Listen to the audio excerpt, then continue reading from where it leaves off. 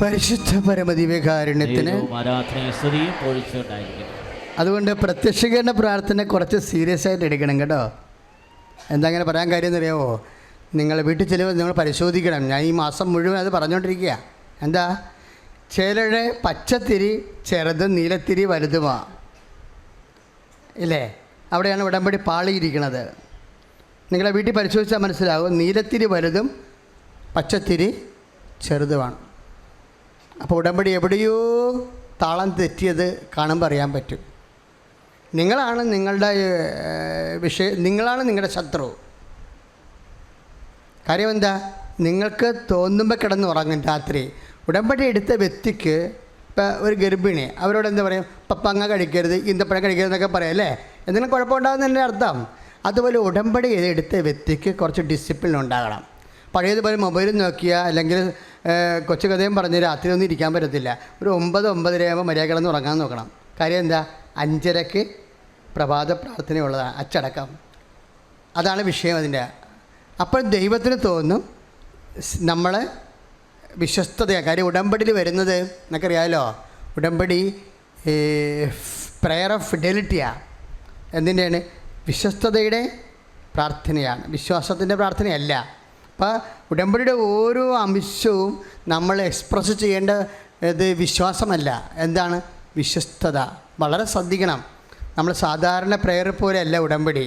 ഉടമ്പടി കവനൻ്റാണ്, അത് ബയലാറ്ററൽ എഗ്രിമെൻ്റാണ്. എഗ്രിമെൻറ്റിൻ്റെ വിഷയം എന്താ? വിശ്വസ്തതയാണ്. ഒന്ന് പ്രാർത്ഥിച്ചേ. കർത്താവായ ദൈവമേ, പരിശുദ്ധ അമ്മ വഴി അങ്ങയോട് ചെയ്ത ഉടമ്പടി പാലിക്കാൻ ആവശ്യമായ വിശ്വസ്തതയാൽ എന്നെ നിറക്കണമേ. Praise the Lord. സ്തുതിക്കട്ടെ. ഹല്ലേലൂയ. കർത്താവേ, കരങ്ങൾ ഉയർത്തിക്കൊണ്ട് സ്തുതിക്കട്ടെ. ഉടമ്പടി നിബന്ധനകൾ പാലിക്കാൻ, കർത്താവേ, ഉടമ്പടി പ്രഖ്യാപനങ്ങൾ പാലിക്കാൻ, വിശ്വസ്തയോടെ ദൈവസ്നേഹത്തോടെ പാലിക്കാൻ കർത്താവേ, ഇപ്പോൾ ദിവ്യകാരുണ്യത്താൽ ഞങ്ങളെ മുദ്രയിട്ട് ശക്തിപ്പെടുത്തണമേ. കരങ്ങൾ നീട്ടി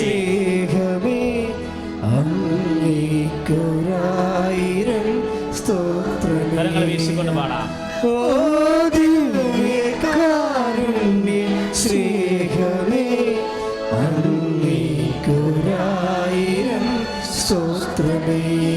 പരിശുദ്ധ പരമദിവ്യകാരുണ്യത്തിന്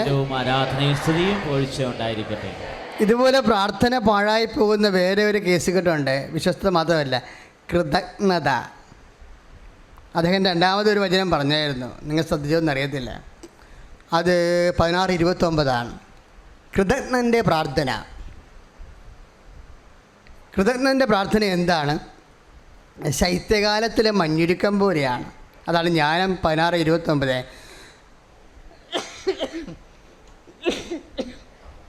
കൃതജ്ഞൻ്റെ പ്രാർത്ഥന പറഞ്ഞേ. ശൈത്യകാലത്തിലെ മഞ്ഞുരുക്കം പോലെയാണ്. എന്താ കുഴപ്പം? അത് ഉപയോഗശൂന്യമായ ജലം പോലെ പാഴായി പോകുന്നു. ഒന്ന് പറഞ്ഞേ. അത് ഉപയോഗശൂന്യമായ ജലം പോലെ പാഴായി പോകുന്നു. ആ വചനം കേട്ടപ്പോൾ എൻ്റെ മനസ്സിൽ വന്നത് ബൈബിളിൻ്റെ ഒരു പരിമിതിയാണ് എൻ്റെ മനസ്സിൽ വന്നത്. ബൈബിളൊക്കെ ഇങ്ങനെ വലിയ സംസ്കൃത ഭാഷയൊക്കെ എഴുതിയ പാവപ്പെട്ട മനുഷ്യൻ എന്ത് ചെയ്യാനാണ്? ഇപ്പം ഇന്ന് കുർബാന ശൈലി അച്ഛൻ പറഞ്ഞില്ലേ, ബൈബിള് റിവൈസ് ചെയ്തുകൊണ്ടിരിക്കുകയാണെന്ന്. ഭാഷ റിവൈസ് ചെയ്തുകൊണ്ടിരിക്കുകയാണെന്ന് പറഞ്ഞില്ലേ? പക്ഷേ റിവൈസ് ചെയ്യുമ്പോഴും വരേണ്ടത് വ്യാഖ്യാനിക്കുന്നവർ. ഇപ്പം കൃതജ്ഞ എന്ന് പറഞ്ഞാൽ നിങ്ങൾക്ക് മനസ്സിലായ അർത്ഥം? മനസ്സിലായെന്ന് കൈപൊക്കിക്ക്. കൃതജ്ഞൻ. ഈ കൈ താത്തിക്കോ. നന്ദിയില്ലാത്തവൻ എന്ന അർത്ഥം. ഇതാണ് മലയാളം അതിൻ്റെ. അത് പറഞ്ഞാൽ മതിയായിരുന്നു. കൃതജ്ഞൻ എന്നൊക്കെ പറഞ്ഞ് ഇങ്ങനെ മനുഷ്യൻ്റെ പല്ലൊടിഞ്ഞു പോണ പരിപാടിയൊന്നും പറയാതെ മര്യാദക്ക് നന്ദി കെട്ടവൻ്റെ പ്രാർത്ഥന എന്ന് പറഞ്ഞാൽ നമുക്കെല്ലാവർക്കും മനസ്സിലാവും. ശൈത്യകാലത്തിൽ മഞ്ഞുരുക്കം പോലെ ഉരുകി ഒരിച്ച് പാഴായിപ്പോകും. നന്ദിയില്ലാത്തവൻ്റെ പ്രാർത്ഥന. നന്ദിയില്ലാത്തവൻ്റെ പ്രാർത്ഥന എന്ന് പറയുമ്പോൾ നമ്മൾ എപ്പോഴും ഓർക്കണം, ഈ സാക്ഷ്യം പറച്ചിലൊക്കെ എന്താ? സാക്ഷ്യം പറച്ചിലും സാക്ഷ്യമായി ജീവിക്കണത് എന്താ? നന്ദിയാണ്. തന്നെയല്ല, ദൈവത്തോട് എപ്പോഴും നന്ദി പറയണം. നമ്മുടെ പ്രാർത്ഥനകളെ ഇപ്പോൾ നിങ്ങൾ ഒരു കാര്യം എന്തുകൊണ്ടാണ് ഇങ്ങനെ പ്രാർത്ഥനയ്ക്ക് ചിലതിന് ഉത്തരം താമസിക്കണം എന്ന് പറഞ്ഞില്ലേ? ഞാൻ പറഞ്ഞില്ലേ, നിങ്ങൾ തന്നെയാണ് നിങ്ങളുടെ ശത്രു എന്ന് പറഞ്ഞ്. നിങ്ങളത് കാര്യം കണ്ടു കഴിഞ്ഞാൽ പിന്നെ നിങ്ങൾ നന്ദി പറയത്തില്ല. അപ്പോൾ എന്ത് പറ്റും? പാഴായി പോവും, വേസ്റ്റ് വാട്ടറായി പോവും.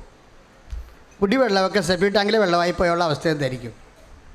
അതുപോലെയാണ് നന്ദിയില്ലാത്തവൻ്റെ പ്രാർത്ഥന. എത്രയോ വലിയ കാര്യങ്ങൾ ദൈവം ചെയ്തു തന്നു നമുക്ക്. അതൊന്നും ഓർക്കാതെ പിന്നെ ഒരു വിഷയം വന്നപ്പോൾ ഓടി വന്നിട്ടുണ്ട്. ഇനി ഇതിന് സാധിച്ചിട്ട് പോകും, ഒരിക്കലും നന്ദി പറയത്തില്ല. നന്ദി പറയുകയല്ല വേണ്ടത് ദൈവത്തോട്, നന്ദിയുള്ള ജീവിതമാണ് പ്രധാനപ്പെട്ടത്. ഒന്ന് പ്രാർത്ഥിച്ചേ. നല്ലവനായ ദൈവമേ, വാഗൊണ്ട് നന്ദി പറയുന്നതിനേക്കാൾ നന്ദിയുള്ള ജീവിതം ജീവിക്കുവാൻ കൂടി എന്നെ അഭിഷേകം ചെയ്യണമേ.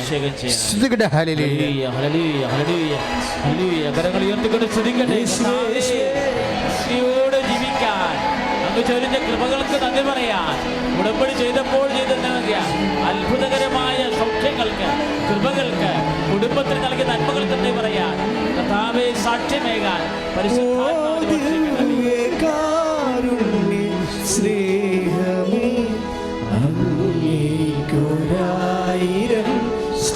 ചെറുത്തി പാടുക സന്തോഷത്തോടെ, സ്നേഹത്തോടെ.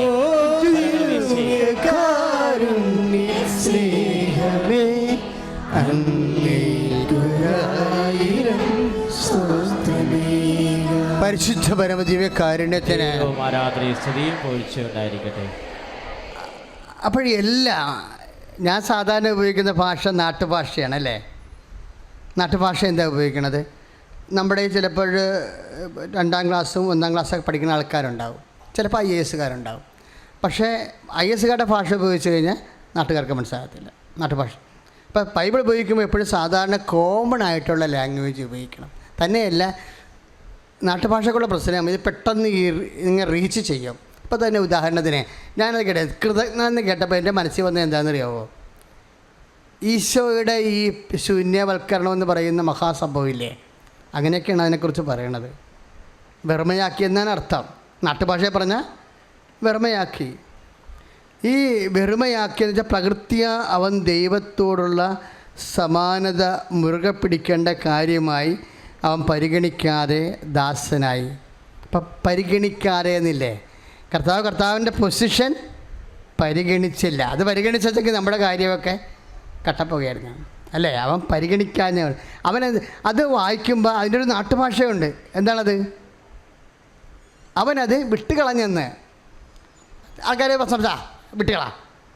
നമ്മളൊരു ഇഷ്യൂ ഉണ്ടാക്കുമ്പോൾ പറയാൻ എന്താണ്? അത് വിട്ടുകളയാൻ പറയും. വിശ്വംസിഹായിക്ക് സ്തുതിയായിരിക്കട്ടെ. ഞാനിവിടെ നിൽക്കുന്നത് എൻ്റെ ജീവിതത്തിൽ പരിശുദ്ധ അമ്മയുടെ മധ്യസ്ഥം വഴി, കൃപാസന മാതാവിൻ്റെ മധ്യസ്ഥം വഴി ലഭിച്ച വലിയൊരു രോഗസൗഖ്യത്തിന് സാക്ഷ്യം നൽകുവാനായിട്ടാണ്.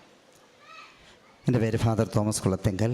ഞാനിപ്പോൾ ശുശ്രൂഷ ചെയ്യുന്നത് കർണാടകയിൽ, ഏകദേശം ഇവിടെ നിന്ന് 1140 കിലോമീറ്റർ അകലെ ഭദ്രാവതി രൂപതയിൽ ഇടുവള്ളി എന്ന് പറയുന്ന ഒരു ഗ്രാമപ്രദേശത്താണ്. എനിക്ക് ഇടവക പള്ളിയാണ്, ഒപ്പം 2 സ്റ്റേഷൻ പള്ളികളും. എൻ്റെ ഇടവകയിൽ 55 കുടുംബങ്ങളാണുള്ളത്. മിഷൻ പ്രദേശമാണ്. എൻ്റെ സ്വന്തം വീട് ഇടുക്കി ഇരട്ടയാറ് ഇടവക. ഇവിടെ വരുന്നതിന് മുൻപ് ഞാൻ പോയി ഒരു ധ്യാനം ഒക്കെ കൂടി ഒരുങ്ങിയാണ് ഇവിടെ വന്നത്. സാക്ഷ്യം ഇതാണ്. ഈ അമ്മയെക്കുറിച്ച് അറിയുന്നത് സഞ്ചരിക്കുന്ന മാതാവെന്ന് കൂടിയാണ്. ഞാൻ ഉടമ്പടിയൊന്നും നേരത്തെ എടുത്തിരുന്നില്ല. ഇന്നാണ് ഞാൻ ആദ്യത്തെ ഇവിടുത്തെ ഉടമ്പടി എടുക്കുന്നത്. എൻ്റെ സാക്ഷ്യം ഇതാണ്. ഞാനൊരു അഭിഷിക്തൻ എന്ന നിലയിൽ സാധാരണ അച്ഛന്മാരൊന്നും ഇങ്ങനെ വന്ന് പരസ്യമായിട്ട് സാക്ഷ്യപ്പെടുത്താറൊന്നും ഇല്ല, അവരതിനുള്ള മനസ്സ് കാണിക്കാറുമില്ല. പക്ഷെ ദൈവം തന്ന വലിയ അനുഗ്രഹം അമ്മയുടെ ദൈവമഹത്വത്തിനും അമ്മയ്ക്കും നൽകണമെന്നുള്ള ഒരു ചിന്ത, അതുകൊണ്ടാണ് ഞാനിവിടെ നിൽക്കുന്നത്. ഞാൻ അച്ഛനായിട്ട് 30 വർഷമാകുകയാണ്. 30ാമത്തെ വർഷത്തിലാണ്. എൻ്റെ ശരീരത്തിൽ ഒരു 5 മാസം കൊണ്ട് സാക്ഷ്യം പറയുമ്പം വിശ്വാസത്തോടെ തന്നെ പറയണമല്ലോ, എൻ്റെ 2 കാലിൻ്റെയും ഇടയ്ക്ക് പച്ചമലയാളത്തിൽ പറഞ്ഞ പ്രൈവറ്റ് പാർട്ടിൽ ഒരു വലിയ മുഴ ഉണ്ടായി. ഏകദേശം നമ്മുടെ കണക്കിൽ പറഞ്ഞ ഒരു ഇഡ്ഡലിയുടെ മുഴപ്പില്ലെന്ന് പറയും. അതിന് ചുറ്റും ഒരു 10-15 എന്താ പറയുക, കടലക്കുരു പോലെ ചില മുഴകളും. അത് ചെറുതായിട്ട് വന്ന് വളർന്നു ഒരു 2-3 മാസം കൊണ്ട് അത് വളരെ വലുതായി. ഞാൻ ഒരച്ഛനെന്ന നിലയിൽ ഒന്നാമത്തെ കാര്യം നാണമാകാം. പിന്നെ ഒരു ഡോക്ടേഴ്സിനും കണ്ടില്ല, ഒരു കൺസൾട്ടേഷനും പോയില്ല, ഒരു മരുന്നും എടുത്തില്ല. ഞാൻ പ്രാർത്ഥിക്കുമായിരുന്നു, ദൈവമേ ഒരു അഭിഷിക്തൻ എന്ന നിലയിൽ. അപ്പോൾ ഇത് ഓരോ ദിവസം കൂടി വന്ന് അതിൻ്റെ വലിപ്പം കൂടി വന്നു. പച്ച മലയാളത്തിൽ പറഞ്ഞാൽ ഡൈഫറും കെട്ടിക്കൊണ്ട് പോലും കുർബാന അർപ്പിക്കേണ്ട അവസ്ഥ വന്നിരുന്നു എനിക്ക്. ഒരു ദിവസം ഞാൻ ബാത്റൂമിൽ കുളിച്ചേച്ച് നോക്കുമ്പോൾ ബാത്റൂം നിറച്ച് ബ്ലഡ്. കാരണം ബാത്റൂം കുളിച്ചതിന് ശേഷം ശരീരം തോർത്തി കഴിഞ്ഞപ്പോൾ ഈ മുഴയുടെ എല്ലാം തൊലി അങ്ങ് മാറിപ്പോയി, കംപ്ലീറ്റ് റഫ് ആയത്. ബാത്റൂം മുഴുവനും ബ്ലഡ്. ആരോടും സഹായിക്കാൻ ആരുമില്ല, ദൈവം മാത്രമേ ഉള്ളൂ. ഞങ്ങൾ അച്ഛന്മാർക്ക് അങ്ങനെയാണല്ലോ, ഒറ്റയ്ക്ക് താമസിക്കുന്നു. ദൈവമല്ലാതെ മറ്റാരും ആ സമയത്തൊന്നും ഉണ്ടാവില്ല. ഏതായാലും ഞാൻ കുളിച്ച് കഴിഞ്ഞ് തോർത്തി, ഞാൻ പഞ്ഞിയൊക്കെ വെച്ച് അതെല്ലാമായി. പിറ്റേ ദിവസം തൊട്ട് ഞാൻ ഡൈഫർ ഉപയോഗിക്കാൻ തുടങ്ങി. കുർബാനയ്ക്ക് സീറോ മലബാർ കുർബാനയാണല്ലോ, ഞായറാഴ്ചയൊക്കെ 1.5 മണിക്കൂറൊക്കെ എടുക്കും. അപ്പം അതങ്ങനെ തുടർന്ന് പോയി. അങ്ങനെ ഇരിക്കുമ്പോൾ എന്നിട്ട് ഞാൻ ആശുപത്രിയിലും പോയില്ല, ഒരു മനുഷ്യരോടും പറഞ്ഞില്ല. പക്ഷേ എൻ്റെ ഒരു സഹവൈദികനോട് ഞാൻ പറഞ്ഞതെന്ന് വെച്ചാൽ എനിക്കിങ്ങനെ ഒരു ബുദ്ധിമുട്ടുണ്ട്, പ്രാർത്ഥിക്കണം കേട്ടോ എന്ന്. പ്രാർത്ഥിക്കാൻ സാധനം പറഞ്ഞു. അങ്ങനെ ഇരിക്കുകയാണ്. ഈ കൃപാസനത്തെക്കുറിച്ചൊക്കെ കേട്ടിട്ടുണ്ട്. ഇവിടെ നടക്കുന്ന മഹാ അത്ഭുതങ്ങളും ഇവിടുത്തെ നാനാജാതി മതസ്ഥർ വന്ന് ദൈവത്തെ മഹത്വപ്പെടുത്തി ദൈവാനുഭവം സ്വീകരിച്ച് പോകുന്നതൊക്കെ ഞാൻ കേട്ടിട്ടുണ്ട്. ഇപ്പം എൻ്റെ ഇടവകയിൽ നിന്ന് ഒരു സഹോദരി ഇവിടെ വന്നിരുന്നു, കർണാടകയിൽ നിന്ന്. അവൾ വന്ന വഴി എന്നോട് പറഞ്ഞിരുന്നു ഞാൻ കൃപാസനത്തിൽ പോകാച്ചാ പറഞ്ഞ് പ്രാർത്ഥിച്ചേക്കണം അച്ഛനും വേണ്ടി എന്നും പറഞ്ഞു. അവൾ തിരിച്ചു വന്നപ്പോൾ എനിക്ക് ഈ മാതാവിൻ്റെ പത്രവും കൊണ്ടു തന്നു. അച്ഛൻ ഇതവിടുത്തെ പത്രം, അതുപോലെ മാതാവിൻ്റെ ഈ അമ്മയുടെ രൂപം ഒരു ചെറിയ ഫോട്ടോയും കൊണ്ട് തന്നു. ഞാൻ നല്ല മനസ്സോടെ സ്വീകരിച്ചു. എൻ്റെ മേശപ്പുറത്ത് വെച്ച് പ്രാർത്ഥിക്കാൻ തുടങ്ങി. നമുക്ക് വലിയ വിശ്വാസമൊന്നുമില്ല, പക്ഷേ എങ്കിലും മാതാവ് എല്ലായിടത്തും ഉണ്ടല്ലോ, അമ്മ എല്ലാവരെയും കേൾക്കുമല്ലോ. ഈ കഴിഞ്ഞ മാസം ഏപ്രിൽ മാസം 9-ാം തീയതി എൻ്റെ അഭിമന്യ പിതാവിൻ്റെ മെത്രാൻ്റെ ചേട്ടൻ്റെ മകൻ്റെ കല്യാണമായിരുന്നു. നാട്ടിൽ പോയി അതൊക്കെ കൂടി തിരിച്ചു വന്നു. അപ്പം വേദനയ്ക്ക് അസഹനീയമായി. പിറ്റേ ദിവസം ഒരു ഡോക്ടറെ വിളിച്ചു, എനിക്ക് ഡോക്ടറെ വന്നൊന്ന് കാണണം. ഡോക്ടർ സ്ഥലത്തില്ലായിരുന്നു. അപ്പോൾ ഏതായാലും ഡോക്ടർ വന്നു കഴിയുമ്പം വ്യാഴാഴ്ച പോയി കാണാം എന്നൊക്കെയുള്ള ചിന്തയിൽ ഇരുന്നു. ബുധനാഴ്ച, അതായത് 14-ാം തീയതി ബുധനാഴ്ച ഞാൻ കിടക്കാൻ പോകുന്നതിന് ബൈബിൾ വായിച്ചു, ജപമാല ചൊല്ലി, വിശ്വാസ പ്രമാണം ചൊല്ലി.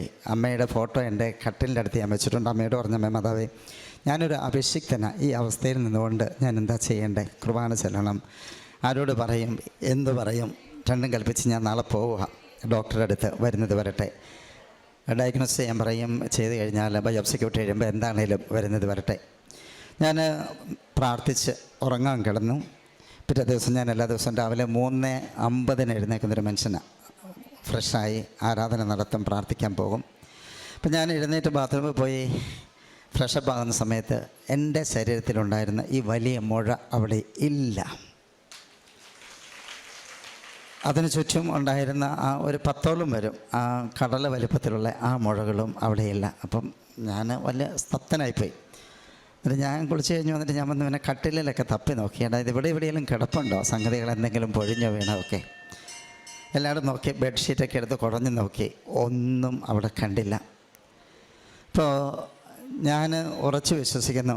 ഇപ്പോൾ ഞാൻ അന്നേരമാണ് അമ്മയോട് ഈ മാതാവിനോട് പറയുന്നത്, അമ്മ മാതാവേ, എന്നിട്ട് ഞാൻ വൈകിട്ട് പ്രാർത്ഥിച്ചു. ഈ മണിക്കൂറുകൾക്കുള്ളിൽ ഞാൻ കിടക്കുമ്പോൾ 10 മണിയായി, ഞാൻ ബാത്റൂമിൽ ഏറ്റുപോകുമ്പോൾ 3 മണി, അതിന് ആ ഷോർട്ട് ടൈമിനുള്ളിൽ അമ്മ എൻ്റെ പ്രാർത്ഥന കേട്ട് അവിടുത്തെ അഭിഷിക്തനായി എനിക്ക് ഈ വലിയ ഒരു രോഗശാന്തി തന്നു. ഞാൻ ഒരു വൈദികൻ എന്ന നിലയിൽ പോയി അമ്മയുടെ അടുത്ത് പോയി, കൃപാസന മാതാവിൻ്റെ സ്ഥലത്ത് പോയി അമ്മയുടെ മഹത്വത്തിനായി ഞാൻ ഒരു പുരോഹിതൻ എന്ന നിലയിൽ സാക്ഷ്യം കൊടുക്കും എന്ന് ഞാൻ അമ്മയുടെ അവിടെ വെച്ച് വാക്ക് കൊടുത്തു. അപ്പോൾ എനിക്കിപ്പോൾ സൗഖ്യം കിട്ടിയിട്ട് ഏറെക്കുറെ 2 മാസം ആകുന്നു. നടക്കാനൊക്കെ ഭയങ്കര ബുദ്ധിമുട്ടായിരുന്നു.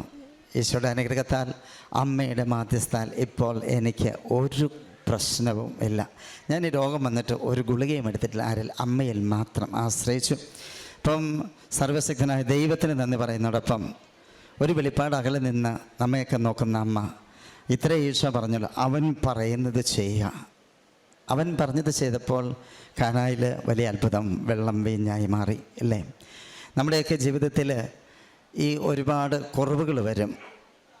അപ്പം മാതാവിൻ്റെ മധ്യസ്ഥയിൽ അമ്മയെ തിരുവല്ല അവൻ പറയുന്നത് ചെയ്യുക. അവൻ പറയുന്നത് കാര്യം എന്താണെന്നാണ് ഏറ്റവും സ്നേഹമുള്ള നമ്മുടെ ജോസഫ് അച്ഛൻ്റെ യൂട്യൂബ് സന്ദേശത്തിലൂടെയും ധ്യാനത്തിലൂടെയും ഒക്കെ ഓരോ ദിവസവും നമ്മൾ കേട്ടുകൊണ്ടിരിക്കുന്നത്.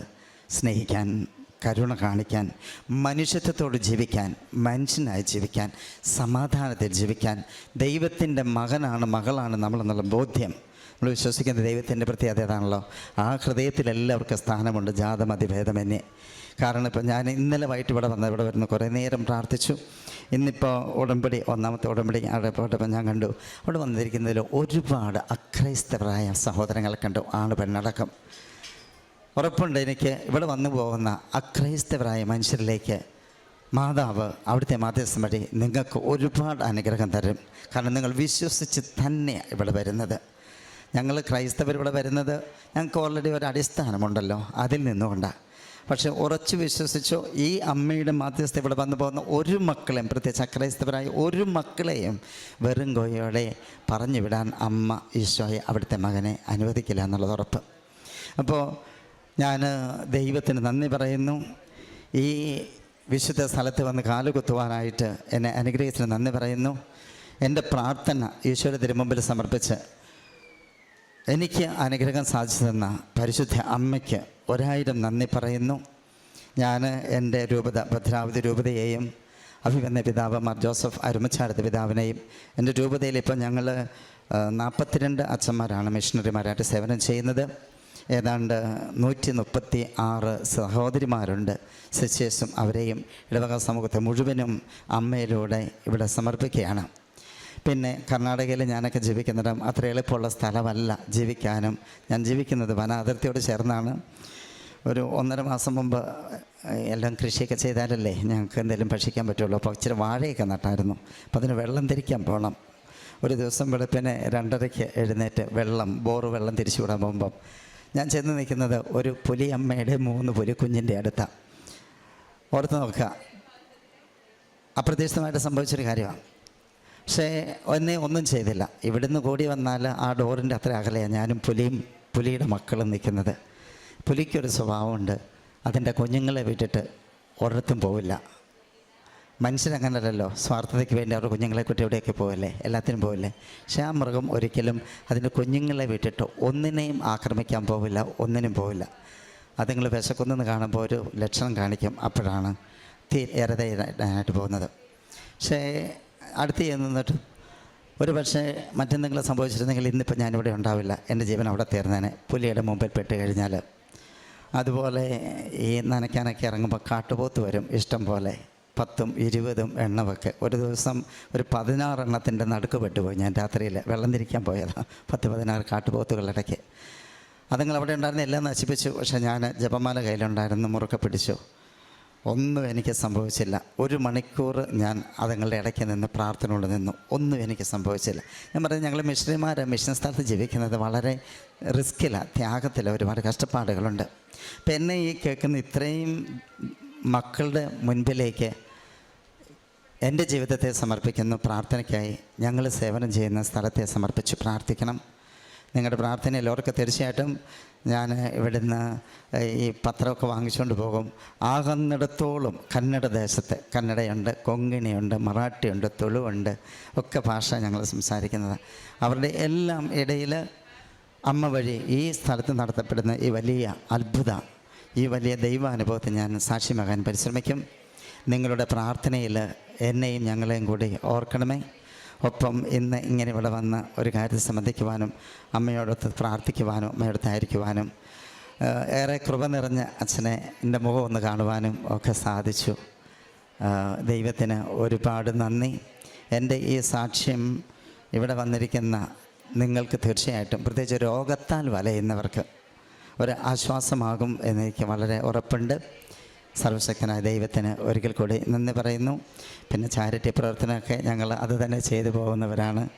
എൻ്റെ കെയർ ഓഫിൽ 29 മക്കൾ ജീവിക്കുന്നുണ്ട്, അനാഥരായിട്ടുള്ളവർ. ഞാൻ അവർക്കുള്ള ഭക്ഷണ സാധനങ്ങളൊക്കെ കൈനീട്ടിയും കാല് നീട്ടിയും ഒക്കെ ആക്കി കൊടുക്കുന്നുണ്ട്. പെൺപിള്ളേരും ആൺപിള്ളേരും കർണാടകയാണല്ലോ.